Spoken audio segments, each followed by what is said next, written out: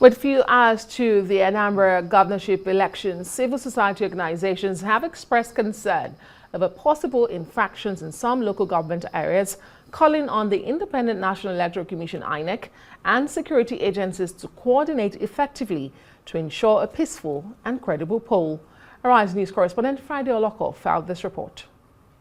At separate briefings, election observers raised alarm over the spread of fake news by mischief makers seeking to cause confusion through social media.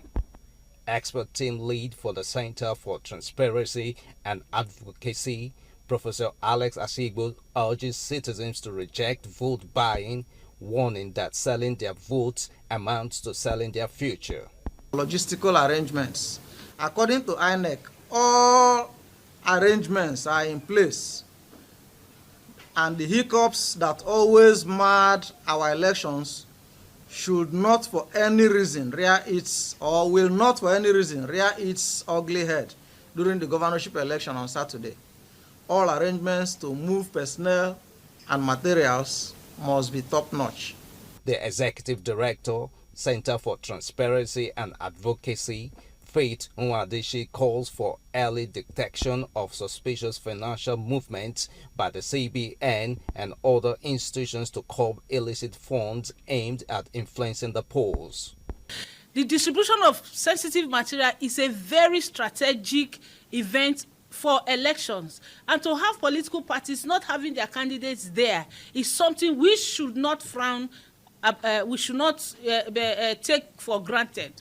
The Center for Democracy and Development (CDD) West African Council's INEC to remain neutral and ensure a transparent process. The Anambra governorship election in particular stands out in many respects.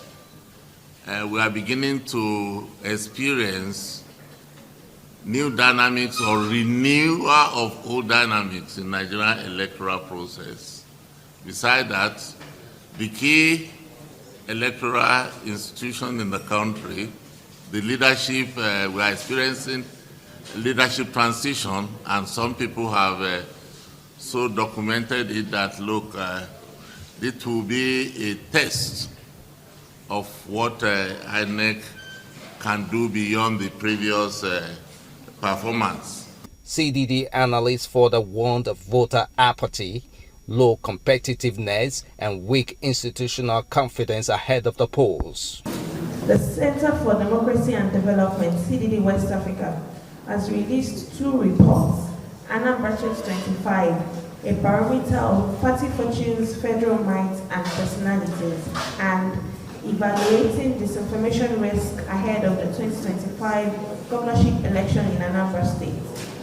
Together, these reports show that this election is a decisive test of Nigeria's democratic resilience, institutional credibility, and political competitiveness. My fear is that the trend may continue for some reasons we have already identified, which is issues of erosion of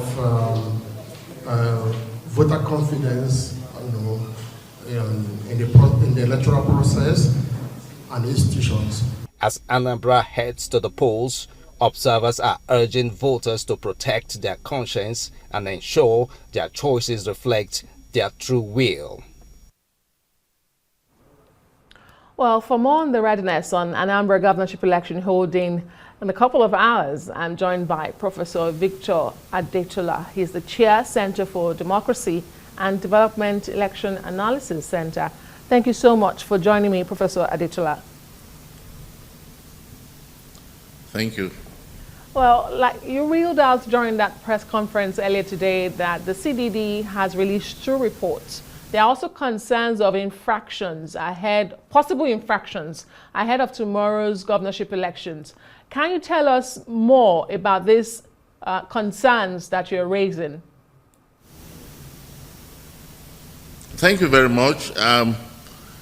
Despite the fact that INEC has reported that more than 98% of registered voters have collected the PVC, we have concern that there may still be voter apathy, even though there seems to be general enthusiasm about the election. But if we look at the low level of competitiveness, that is one, and you look at the fact that political parties have not demonstrated the capacity to mobilize people for that, and of course, the baggage of INEC misfortune from previous elections. If you add this up, it's not likely that the significant increase in the number of people that have collected their PVC would translate to high turnout tomorrow. And of course, this is of concern. Other level of concern, issue of fear on the part of people not willing to come out. Though no incident has been so reported, possibly due to the massive deployment of security agents around, but all the same, we are still waiting to see what is likely to happen tomorrow. So, I mean, we're told that 45,000 officers will be deployed in addition to complementary forces from sister agencies to help the police tomorrow. So it does look like there is going to be enough security on ground, but usually we don't see that translate to peaceful elections on the day of the poll. Let me also ask you, the INEC chairman said the 5,718 polling units will open simultaneously tomorrow at 8:30 a.m. Vivas are fully tested and IREV will be used. From your assessment, any expectations regarding technology used tomorrow for Anambra elections? Any concerns as well?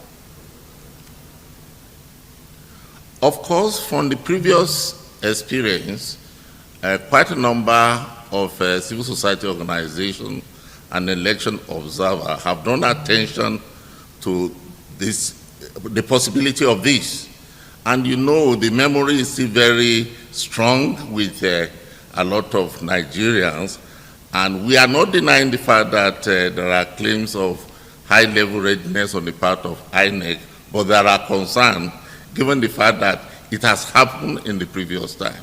So it's 50-50, and we cross our fingers towards it. On the issue of the massive deployment of security agents, this is not unusual, especially in case of by-elections.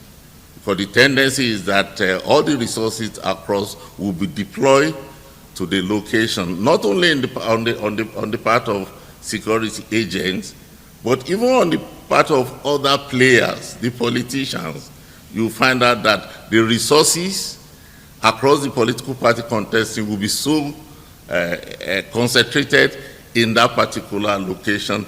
This again cause of concern, and that is why there have been increased plea and advocacy that those involved in regulating behavior during electoral processes should scale up to their responsibility. Okay. Distribution of sensitive materials has commenced, but there are usually concerns with the riverine areas, the hinterland, the hard-to-reach places. I mean, you're on ground. What's your assessment of deployment to such areas to ensure that no one is disenfranchised in tomorrow's election?